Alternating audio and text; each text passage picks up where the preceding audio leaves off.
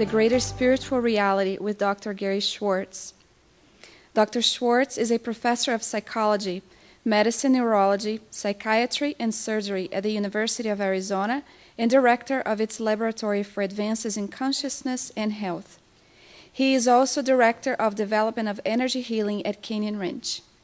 Dr. Schuartz received his PhD from Harvard in 1971 and held faculty appointments at both Harvard and Yale University. He has published more than 450 scientific papers, including 6 papers in the journal Science, co-edited 11 academic books. His research integrates mind-body medicine, energy medicine, and spiritual medicine. His new book, The Sacred Promise, How Science is Discovering Spirit's Collaboration with Us in Our Daily Lives, was published in 2011 and is also available at our bookstore here today. So please make sure you get a copy and an autograph as well. Please welcome Dr. Gary Schuartz.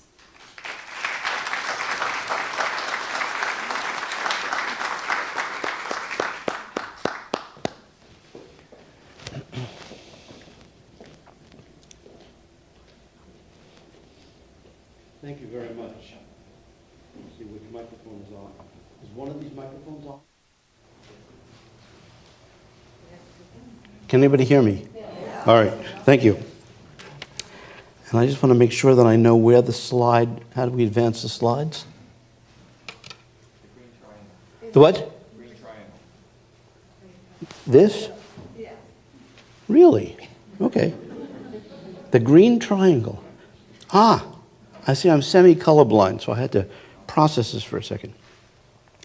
Well, first of all, I want to thank Dr. Joy and the members of the SMA for inviting me to be here today. It's a great privilege for me.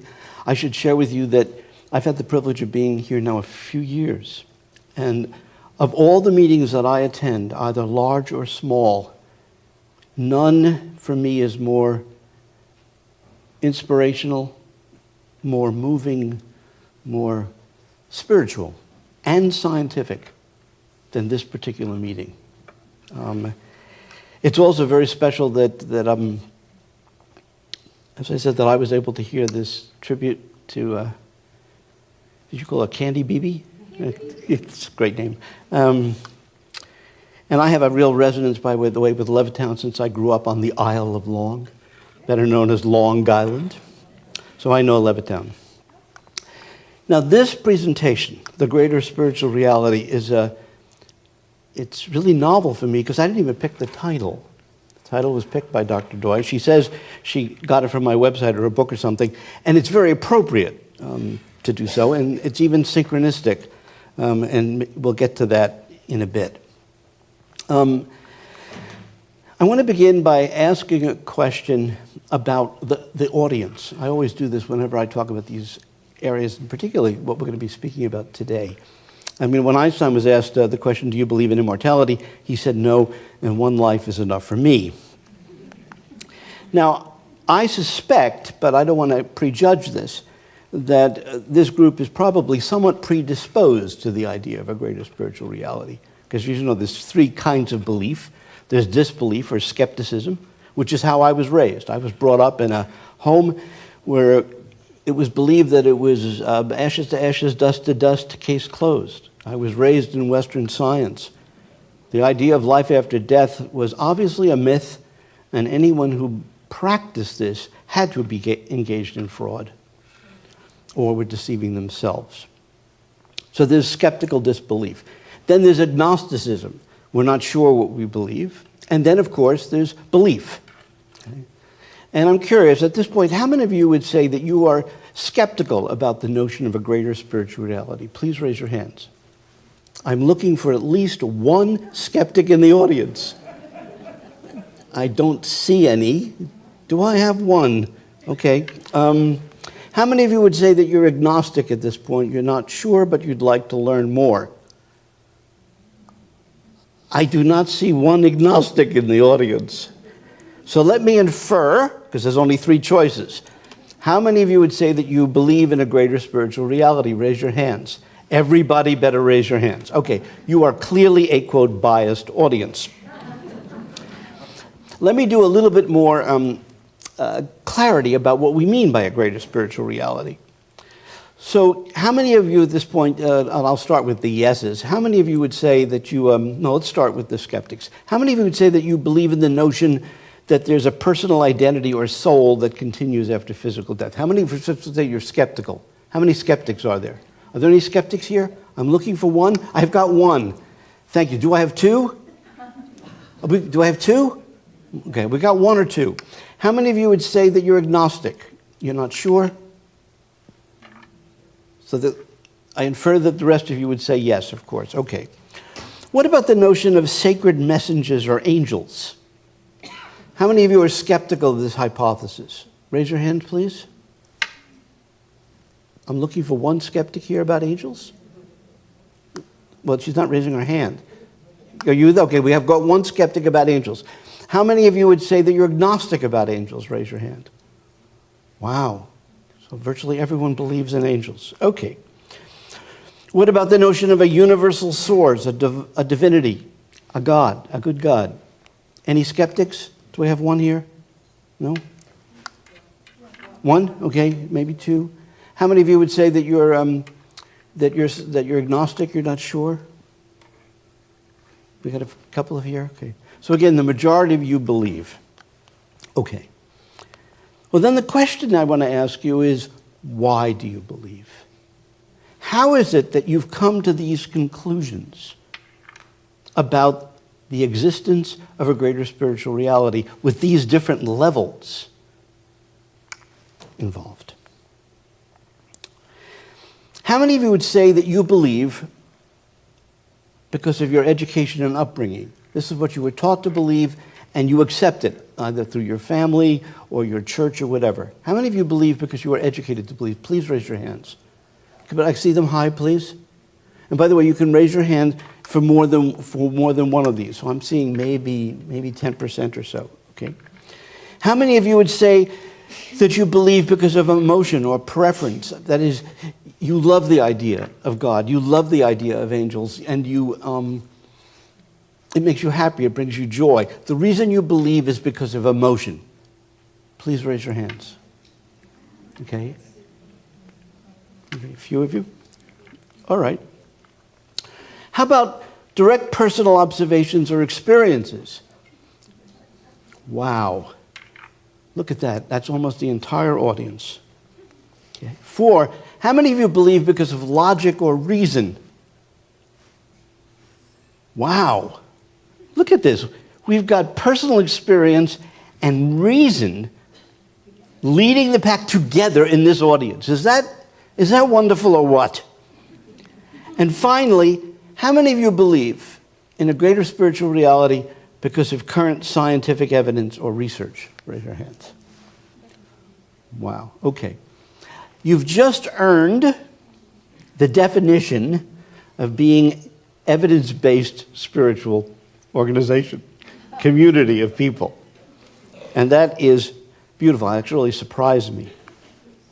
Now, I'd like to share with you, before we go on, are there any other reasons that you believe you've come to the conclusion about a greater spiritual reality other than those 5 categories? Any other possible reasons? Well, if any of you come up with some, yeah, I see one. What would you say? Because there are so many different traditions and spiritual masters that recite the same evidence and the same stories. So it's sort of a common denominator. Okay, so there's a commonality of people, other people's masters' reports, people who are mystics and so on, that also lead you. So that you would say that's evidence, but evidence from people's personal observations or experiences. Yeah, that might deserve a separate category. That's a good point. What?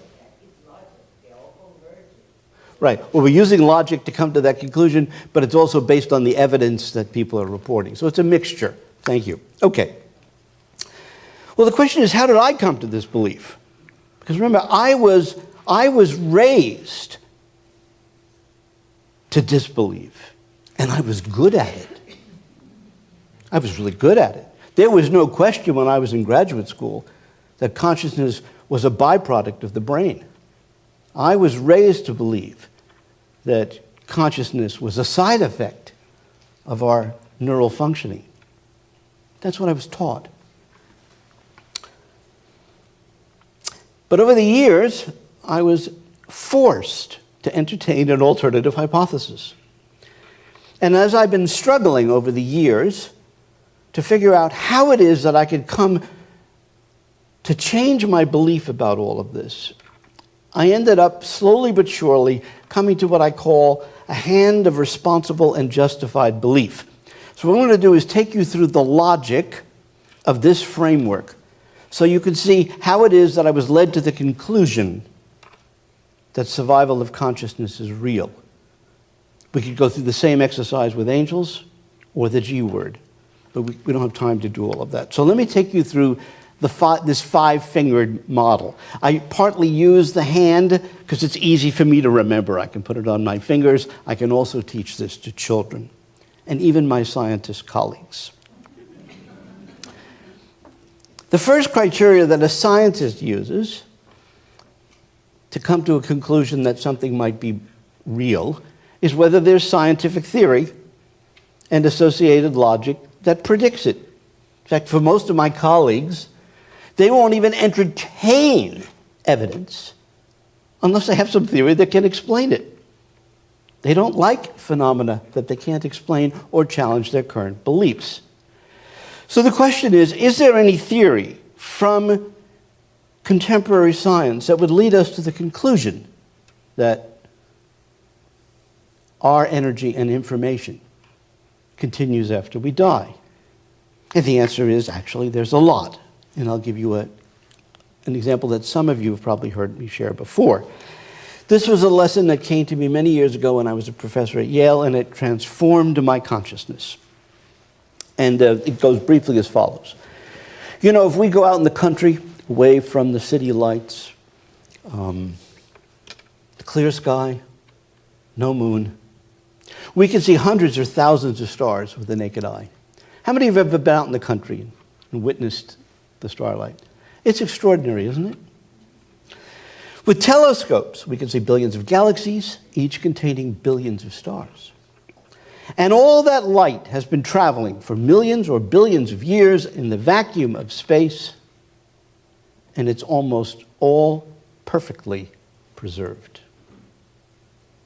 If it wasn't, if the second law of thermodynamics applied to photons in the vacuum of space, when you and I looked up at the sky at night, what we would see is mush. We'd see a random distribution of noise. We don't see that. We see a history of starlight going back millions or billions of years, and this is the accepted philosophy of physics. We would have no astronomy, we would have no astrophysics if light didn't preserve the information. Some of you may have heard of what's called the Kobe telescope. There was then a more recent one, which was sent up in space to record and map the background, so-called background radiation, that were photons that have been began vibrating approximately 50,000 years after the Big Bang. That's approximately 13.7 billion years ago. The claim is that those photons are everywhere in the universe. They're in this room right now. They've been vibrating for 13.7 billion years, and we can use state-of-the-art telescopes to map the early organization of the universe. The implication is that light has a kind of immortality. We reflect photons, we emit photons, infrared, ultraviolet. Our light goes out into space too. We now know this definitively because we have spy satellites that can pick up our energy going into space. Our energy, our information, has a kind of immortality. And so our understanding of basic light and physics immediately opens us to the possibility that the very history of everything we ever were at every level is preserved in the, quote, vacuum of space. And if you really think about it, you want to get, mystical here, What is a photon? It's believed to be a, quote, massless particle, whatever that is, which is infinitesimally tiny. And if you're out in space, no matter where you look, what do you see? Billions of galaxies, each containing billions of stars, which means all that light is crisscrossing simultaneously in all directions, no matter where we are in space, and none of it gets mixed up. None of it gets mixed up. However, during the day when we look at the sky, we don't see stars. There are no clouds. It's blue. And the question is, what happened to all that starlight? The thousands of stars we can see with the naked eye and the trillions that we can see with telescopes. Did all that light disappear? Or is it all still there? It's just we can't see it because we're blinded by the brightness of the closest star in our vicinity, which we call the sun. Well, of course, that is the explanation. That's why we can't see much starlight in Washington, D.C. or San Francisco or Tucson. It's called light pollution. And what dawned on me many years ago when I was at Yale, the soundbite, the take-home message is as follows. Sometimes we need to go into the dark in order to see the light. Sometimes we need to go into the dark in order to see the light. And so if what we call spirit and soul is real, it's just that it's relatively dim compared to the normal intensities of light that we're currently exposed to. It's going to be hard to see Candace if she's here. It would be much easier if we can go into the dark, if we could shut off our mind, shut off our emotions, and be pure enough to see and hear. Theory can take us to the notion of energy and information continuing beyond the physical body. A second area, if you want to put up your second fingers in case you put it to memory, is research, empirical research. So if theory points in the direction that something is true, then the question is, does research support it? And in this particular area, the answer is yes. And any of you who know this research know the various kinds of data that point there. I'll give you one example, one that was particularly convincing to me, which I initially reported before it was published in the scientific journal about what we call the triple-blind design. I originally reported it in a lay book. When it was finally published in a peer-reviewed journal, it had the ridiculous title, Anomalous Information Reception by Research Mediums Demonstrated Using a Novel Triple-Blind Protocol. Now, many of you may not understand that, so I'm going to put it in plain English, okay? This is, by the way, what it looks like. Do not memorize this diagram. But it's relatively straightforward. So I'm going to use Nancy, if we don't mind, as the exemplar. Okay. The gold standard in biomedical research, as you know, is what we call the double-blind experiment, right? So you agree, for example, to, I could have picked you, Michael, because you did pharmacology research, but you also know this work, okay? Let's say you're going to agree to participate in an experiment. You fill out a human consent form, and in this, you agree to participate in a study where you'll be receiving either a placebo or an active medication. And you're told that you're not going to be told what it is that you're having, that you're receiving. You're going to be filling out questionnaires, you're going to have blood work drawn, you're going to be doing whatever the data collection is, and you won't know until the end of the experiment whether you were in the active medication group or the placebo group. You're blind. That's blindness one. The second blindness is the prescriber. So let's say I'm giving you the medication. I'm not told whether what I'm giving you is the drug or the placebo. I just know it's one of the two. Why does that happen? So I can't possibly, through my expectations and belief, be influencing you, right? And I'm not told until the experiment is over what condition you are in, and therefore the code's broken and the data are collected. That's double blind. Am I correct, Michael? You're supposed to say yes. Thank you. Okay. Most of our studies in mediumship research have been double-blind in the following way.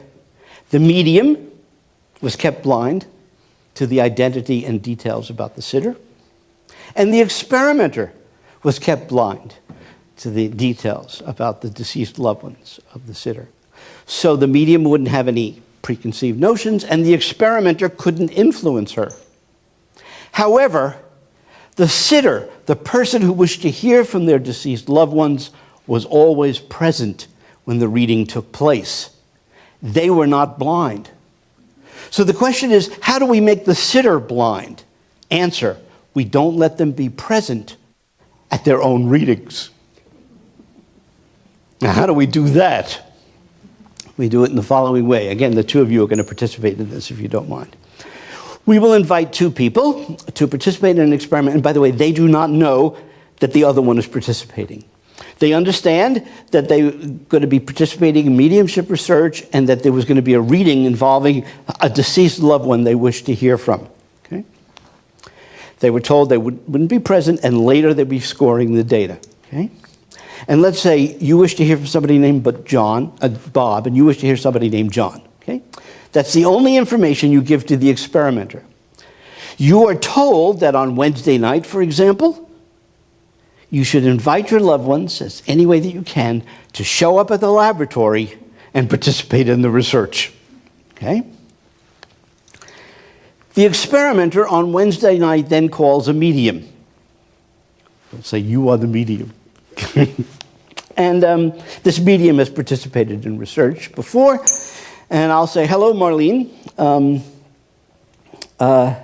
We're going to be doing a mediumship experiment like we did before. By the way, we're now doing it long distance over the telephone. It saves time, it saves money, it saves energy. Okay?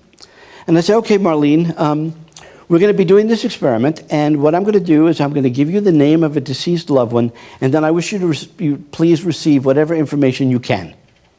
Okay? And so I will say, okay, we'd like to hear from somebody named Bob.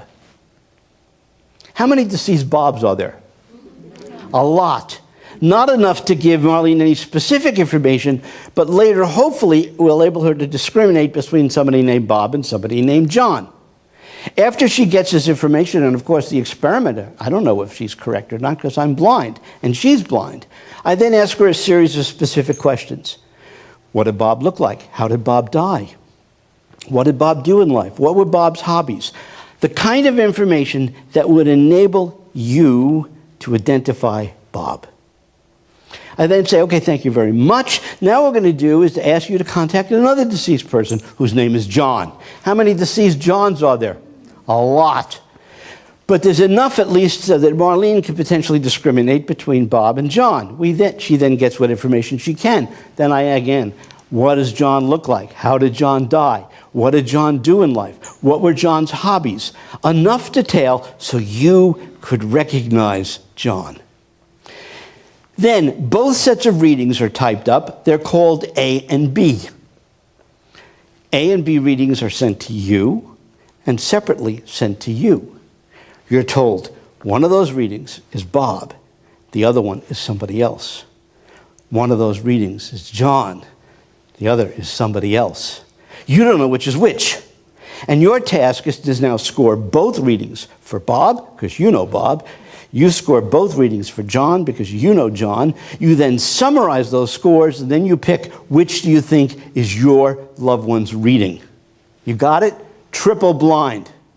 The medium's blind, the experimenter's blind, and now the sitters who weren't there are blind. You got it? You're supposed to say yes. Yes. Thank you. Okay. That's what this is. So what did we find when we did this experiment? Well, here's the summary graph. We used a rating scale, my postdoctoral fellow and I, from 0 here, not very clear, to 6. 0, 1, and 2 were degrees of essentially chance. Scores 3, 4, 5, and 6 were degrees of fit, with fit being 6 being the highest. I'm sure that this is my loved one. You'll notice in the little square in the center, I can't see that. Maybe you can. The little square in the center is the mean. These are called Box-Wister plots. And you can see for the control readings, the average subject rating was around 2, chance. But when they were scoring their own readings, their actual readings, you scoring Barb and you scoring John, the average was 3.5. The difference was clearly statistically significant.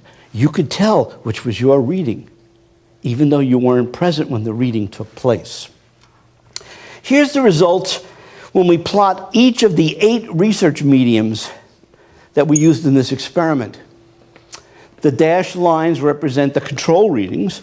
The black line represents the targeted readings. You'll know 3 of the readings, of mediums, the first 3, when they were doing the targeted reading, it was between 5 and 6, extraordinarily accurate. The next 2 mediums had average scores. Number 6 was slightly better than chance, and 2 of the mediums showed no difference between chance and the actual targeted subjects. Notice there were no reversals. If this had just been a random collection of data, half of the values would have been in the opposite direction. So you can see when you do really sophisticated controlled experiments, you can get evidence consistent with the hypothesis. That's finger number 2. However, for me, it wasn't enough. It wasn't enough just to know that theory supported this and that empirical research supported this. I needed more. And that's what led to the third, which I call knowing responsible and trustworthy people.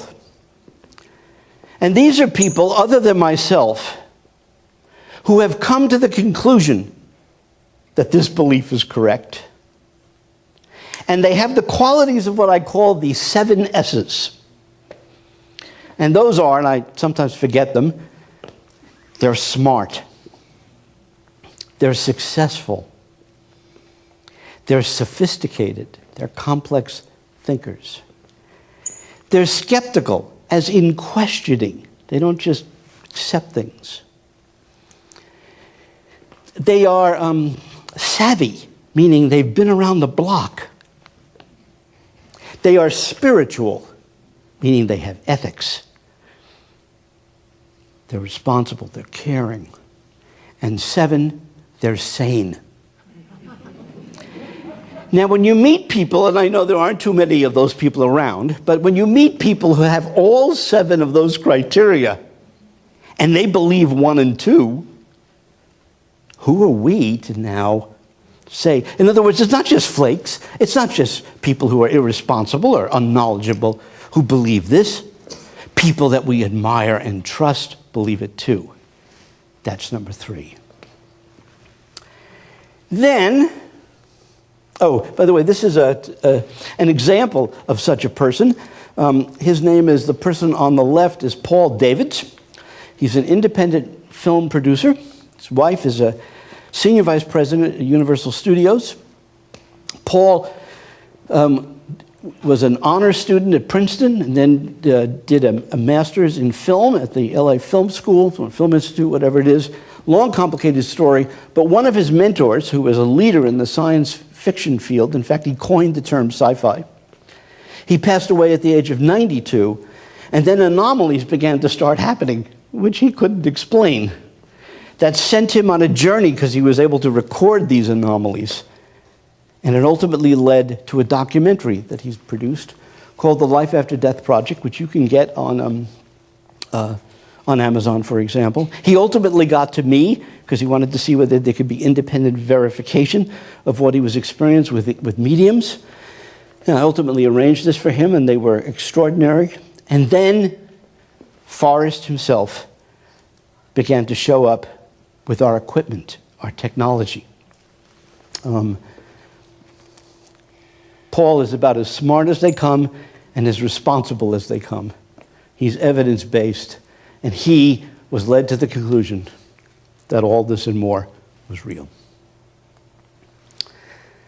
But the fourth, even that was not enough for me. And this is where we get to personal experience. Now, for many people, personal experiences is why we believe. We have an experience, and that experience transforms us. But for someone like me who was taught to not trust anything, and certainly not to trust my own experience, it took a lot of personal experiences for me to finally accept the personal experience side. And I've had an extraordinary amount. And I confess some of those in the Sacred Promise book. I'm going to share one that I don't typically confess, but for this audience, I think it's appropriate. Because I've not only had experiences witnessing mediums contact people who I knew personally, as well as didn't know personally, time and time again, even under secret conditions. But I started having what I call intuitive moments myself. By the way, I'm going to ask a question, and if any of you feel comfortable, you please do so. Do any of you ever experience either seeing spirit or hearing spirit? Raise your hands. Okay. A good 50% of you. All right. Well, I don't see and I don't hear. In fact, one of my colleagues recently referred to me as the Helen Keller of afterlife science. But I do every now and again feel. I think part of the reason was because I was a musician, played multiple instruments from bass fiddle to jazz guitar to piano to the drums and so on. So I'm very in tune with feeling. And I've had moments. Susie Smith, the woman on the top left who we're going to talk a bit about tomorrow. Susie, who was a journalist by training initially, and she published 30 books in the field of parapsychology and life after death. One of the things of many that Susie taught me, she said, Gary, she said, you have to be careful. She says, mediumship is catching, it rubs off on you. Well, it began to rub off on me too. But I have no control over it, and I haven't tried to develop my capabilities. It happens spontaneously. And I will confess one, maybe two examples, because it's just so powerful. I mean, it's part of the data of why I feel that it is justified to believe that all of this is true. It involves the second woman there. Her name is Marcia Eklund. She is my mother-in-law, but of course I didn't know her in life. She had passed 5 years before I met her daughter. And Rhonda and I were married in 2006, and then I began to have moments where I sort of sensed her mother's presence. And they're odd moments, or her father's presence. I'll give you an example of her mother and then her father. One day we're sitting in the living room having coffee, and we're talking about this work. And all of a sudden I get this feeling that her mother liked to bake rhubarb pies. To tell you the truth, I don't exactly know what rhubarb is. I think I've rarely ever had rhubarb pie. I don't know anything about cooking. But I had this feeling that she loved rhubarb pie, and I shared it with her, with Rhonda. She said, oh yeah, my mother liked that. I said, gee, I said, it's weird. I said, but I'm having this feeling that your mother used to like to make this pie, and then I found my hand going like this. My hand going like this. I said, I get this feeling like your mother used to like weave the top of the pie. By the way, how often do you think I have an experience of weaving the top of a pie? How about 0? Sure enough, what did I learn? Not only did Marcia, my mother-in-law, make rhubarb pies, but the kind of pie crust she put on top of the rhubarb pies was when you weave that top crust. Have any of you ever had a pie like that? Okay, then you can understand this. Well, 1 you could dismiss, 2 you could dismiss, 10 you could dismiss, 20 you could dismiss, but it gets harder and harder. So I'll give you one more example. Another intuitive moment. Rhonda and I are driving home. We're holding hands, and I'm driving with my left hand. And we have to make a left turn to get onto the street toward our home. And the safe thing to do, of course, is to let go of her hand to turn the steering wheel. Meanwhile, I have this feeling about her father. that if I had one of these knobs that they put on steering wheels that like bus drivers use or something like that you could move the steering wheel with one hand. Do any of you know what those knobs are? Have any of you ever seen one? What do they call them? Suicide knobs. Suicide knobs? Oh, yeah. That's a technical scientific term. Oy. Okay, suicide knob. So I said, I'm getting this feeling that your father had a knob like this. She says, yeah. She said, he did. I said, on his car? She said, no. She said, my father was a bus driver, and that's what he had on the wheel. I said, whoa. The next day, we took a ride to a place called Tombstone, Arizona. It's a little, little tourist town, from the old OK Corral, whatever it was, era. And we're thinking about this moment. And we drive up to Tombstone, and we park on a street, and literally 2 or 3 cars away from our car is a car like a dune buggy, but it wasn't a dune buggy. It was more like an open-air car, custom made, with a steering wheel. And guess what was on that steering wheel? A suicide knob. How often do you bump into a car with a suicide knob? Me, it was the first time, the day after we had that moment. Synchronicity. So I've been blessed to have had many personal experiences. But was that enough? No. You would think that this would be enough, but it wasn't. And that's what gets me to number 5. This is the skeptic in me. That you then review the first 4 and see if there's a reason to reject them. So you go back and you look at number 1, the theory. Number 2, you go back and you look at the research. You go back, and 3, you look at the people. Do they really have the 7 S's? Number 4, you go back and you reevaluate your own subjective experiences, and you try to rip them apart. You try to find the alternative explanations. And if you've gone through that process, and you can't responsibly, with integrity, dismiss 1 through 4, then what? Is there any reason left not to believe? Well, here's a conclusion that I've come to. Thus far, no one's come up with a 6th finger that we need. And I'm looking. I came to the conclusion that if all 5 of these criteria are met, it is responsible and justifiable to change your mind and adopt a new belief. And I will confess, even when I went through 1 through 5, I still questioned it. And you know what I realized? My questioning was no longer rational. It was irrational. It was emotional.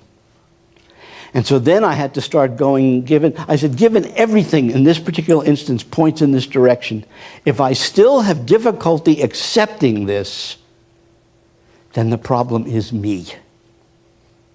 And one of the things I discovered in my case was that I've been raised to believe that all this was impossible. I am scorned when I try to talk to my academic colleagues. I have this, what's called classically conditioned, Pavlov's dog. You ring the bell, you present the food, you ring the bell, you present the food, and after a while you ring the bell and the dog salivates. You've probably all heard that, right? Well, I'm like Pavlov's dog. I hear life after death and I hear the word crazy. I hear life after death and I hear the word insane. I hear life after death and I hear the word ridiculous. I have this, it's like PTSD, post-traumatic stress disorder.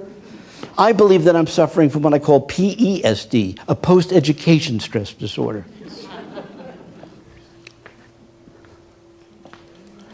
What's interesting is that theory and data research, an increasing number of people we could trust, which includes many of you in this audience, and increasing people having their direct personal experiences, that collection is pointing us in the direction of the bridge between science and spirituality, between spirit and healing. And that's very encouraging.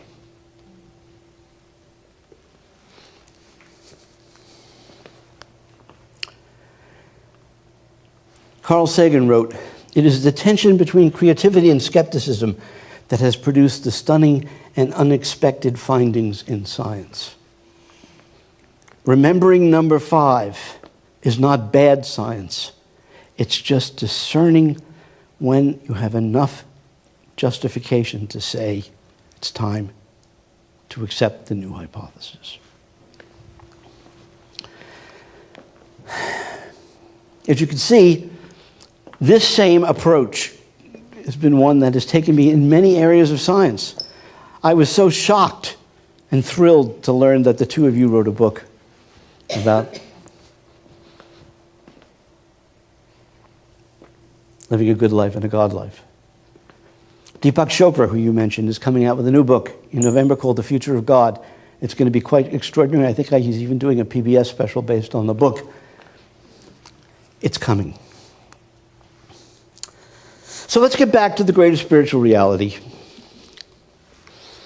and the transformation, the revolution that we are all part of. And when I think about this, I'm reminded of the caterpillar and the butterfly and the process of transformation. I'm not sure that how many of you are aware of this or not, but caterpillars, when they get into the pupa or whatever it's called, and they're in this cocoon, when they're ready to break out, it takes work. They struggle. It's hard to get out of that cocoon. And nobody helps them. They have to do it by themselves. But when they do it, and most of them do, they then spread their wings and they become a butterfly. And I heard this story, which some of you I'm sure have heard, which is that some scientists were feeling badly for the little butterfly to be. And so they thought they'd help the butterfly. And so what they did was they peeled away the cocoon, making it easy for the butterfly to get out. And what happened was virtually none of the butterflies survived. Why? They couldn't fly. Why couldn't they fly? Because the process of struggling to get out of the cocoon actually had a function, part of the design, the wisdom. That was the way they got the fluids out of their wings, which made them light enough to fly. So maybe, just maybe, we as a species, if we are transforming from our caterpillar state to our butterfly state, this process, this birthing process, that part of the, quote, the pain and the struggle, which ultimately each of us has to go through in our own rights, maybe there's some greater purpose to this. As you said, maybe there's a greater truth. And so I leave you with a few thoughts that about butterflies. One is, for the caterpillar to become a butterfly, she must change. That means we have to give up our prior identity and take on a new one. I was taught I was my body. I was taught I was my brain and nothing more. That was my identity, and I wore it with pride. But I have to give up that identity and take a new identity if I'm going to, quote, fly. And I think much of us in the Western world, it's partly an addition, it's partly this threat to our current identity and the realization, if you want to become a butterfly, the caterpillar has to change. The next one. Just when the caterpillar thought the world was over, it became a butterfly.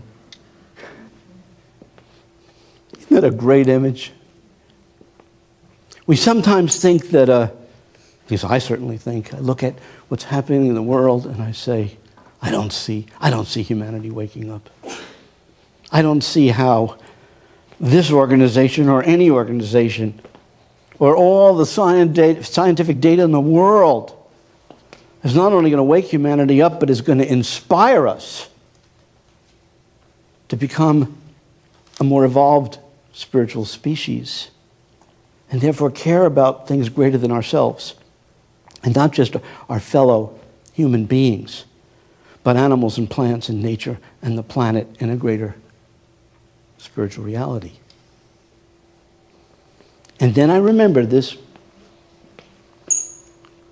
refrigerator magnet. Just when the caterpillar thought the world was over, it became a butterfly. Most caterpillars don't know and could never have guessed, walking on the ground, what they would become, could become.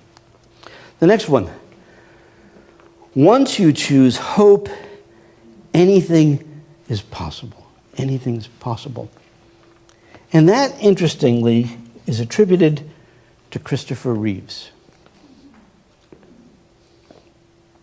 See, what has happened for me, and I'll use as a perfect example the president of the U.S. SMA. This is a person who has two, not one, two doctorates. He's got an MD and a PhD. This is a person who runs a laboratory, which I presume has got to be some cellular biology or something. I don't know the details of what Dr. Doi does. She's a mainstream scientist. And yet, she's chairing this meeting. What is wrong with this person? I look at her, and I look at this group, and I experience hope. Because if we don't continue to carry the light for this work in honor of those who have come before us, and in this case, Mr. Allan Kardec, and all of the inspiration that he brought through, and then the others have continued. If we don't do it, who will? Because we, quote, should know better. Once you choose hope, anything's possible. And I recently made the decision that I was choosing hope. In fact, I actually made the decision just a few weeks ago that I had the responsibility to choose hope. Now, why do I say that? Because I was struggling with the concept of responsibility and how we develop a sense of responsibility, because no one had ever really taught me that. And as I started reading about the word responsibility and started asking Rhonda, my wife, and my colleagues and my advisors and anybody else I could ask, the following summary came to me. The word responsibility means responsibility. It means the ability to respond. When we have the ability to respond, we have the opportunity to be responsible. And a little soundbite that came to me, which has now become sort of a mantra, is, with increased ability to respond comes increased responsibility. So if we are given the opportunity to respond, we therefore have the obligation to do so if it's for the best and highest good. And what I realized was that I was learning how this work can bring hope. The work that all of you are involved with. And I realized then maybe it was my time. It was time for me also to be, quote, brave enough to share the hope and to show that this is justifiable.